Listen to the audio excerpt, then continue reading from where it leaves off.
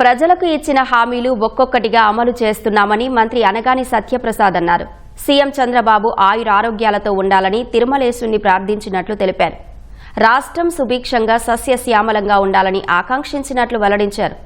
తిరుమల శ్రీవారిని మంత్రి అనగాని దర్శించుకున్నారు. వీఐపీ ప్రారంభ విరామ దర్శన సమయంలో స్వామివారి సేవలో పాల్గొన్నారు.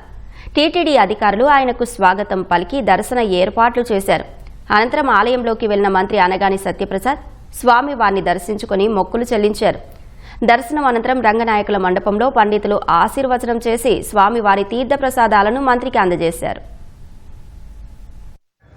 శివ దర్శనం చేసుకోవడం జరిగింది. రాష్ట్రం సుభిక్షంగా ఉండాలి, శ్యామలంగా ఉండాలని కోరుకుంటూ మేము ఏదైతే హామీలు ఇచ్చామో అన్ని కూడా ఒకటి తర్వాత అన్ని పూర్తి చేసుకుంటా ఉన్నాం. తల్లికి వందనం బ్రహ్మాండంగా ఇచ్చిన తర్వాత ఉన్న అన్నదాత సుఖీభావ. మరి ఈ రోజు చేనేత దినోత్సవం, చేనేతలందరూ కూడా బాగుండాలి.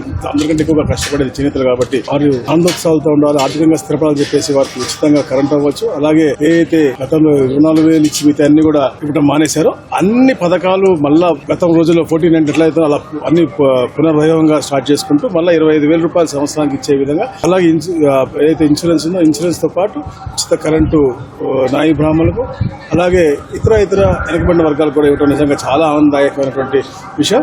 ఇవన్నీ కూడా ఒక మంచి వాతావరణం ఈ రాష్ట్రంలో. గత పాలకులు ఏదైతే రాష్ట్రానికి అందరినీ కూడా తరిమి వేసే పరిస్థితుల్లో మనం చూసామో ఈ రోజు మళ్ళీ అన్ని కూడా ఆకర్షించుకుంటూ మళ్ళీ వెళ్ళి అందరికి కూడా ఈ రాష్ట్రంలో సురక్షితంగా వాళ్ళు వ్యాపారాలు పెట్టుబడులు చేయొచ్చు, మళ్ళా రాబోయే రోజుల్లో రాబోయే తరాలకు మంచి చేయొచ్చు అనే దిశగా ఏదైతే ప్రణాళికతో ముందుకెళ్తున్నారో గౌరవ ముఖ్యమంత్రి గారికి ఆయురారోగ్యాలు ఆ శక్తి ఇంకా ప్రసాదించాలని 7 స్వామిని కోరుకుంటున్నాను. Thank you.